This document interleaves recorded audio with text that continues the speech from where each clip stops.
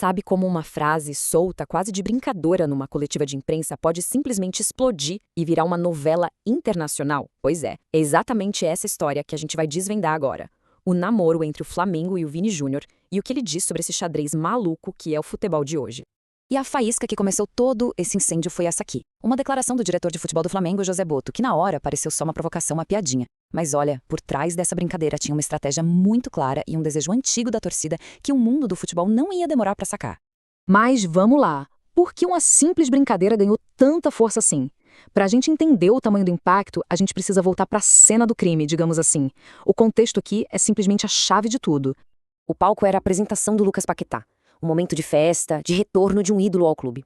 E foi ali, na frente de todas as câmeras, que a piada do Botto foi lançada. Mas não foi um tiro no escuro, não. Foi um dardo teleguiado, com alvo certo, o presidente do clube e um empresário que, convenientemente, trabalha tanto com o Paquetá quanto com o Vini Júnior. Nada ali foi por acaso.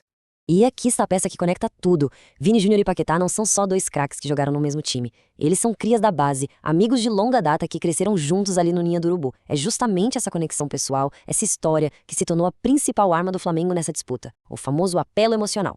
Claro que um comentário desses, feito num contexto tão calculado, não ia ficar só nas notícias daqui do Brasil por muito tempo. Vamos ver agora como essa história simplesmente cruzou o oceano e foi parar em Madrid. E como era de se esperar, a notícia atravessou o Atlântico. Em questão de dias, o gigante jornal espanhol Marca farejou a história e transformou a brincadeira em manchete. De repente, o que era um sussurro no Rio de Janeiro virou um eco altíssimo nos corredores do Santiago Bernabéu. O sonho da torcida virou um assunto muito sério na Europa. Ok, mas por que a imprensa europeia daria tanta atenção para uma brincadeira aqui do Brasil? Porque no futebol, onde tem fumaça, geralmente tem um contrato perto de acabar. E a situação do Vini Júnior com o Real Madrid é o combustível perfeito para essa fogueira toda. Essa linha do tempo aqui mostra exatamente o porquê de tanto alvoroço. O contrato atual do Vini Júnior com o Real Madrid acaba em junho de 2027. Isso quer dizer que, a partir de janeiro daquele ano, uma janela de oportunidade importantíssima se abre.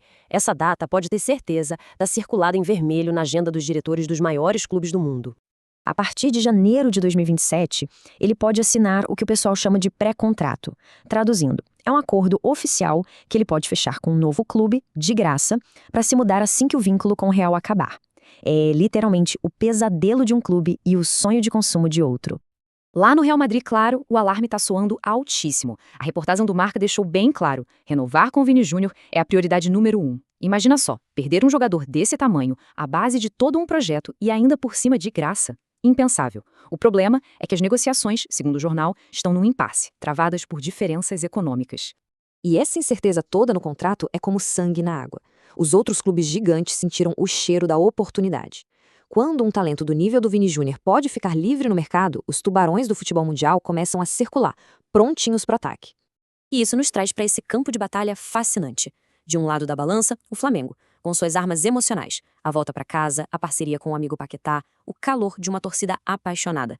E do outro lado, os titãs financeiros, os clubes bilionários da Premier League e o poderio da Arábia Saudita. É a clássica batalha do coração contra o bolso. Então, a estratégia do Flamengo fica bem óbvia. Sem ter como competir com os cheques em branco dos rivais, a aposta é toda nessa conexão emocional. É a mesma jogada, a mesma tática que funcionou para trazer o Paquetá de volta para casa. É a carta na manga do clube contra um baralho de gigantes financeiros.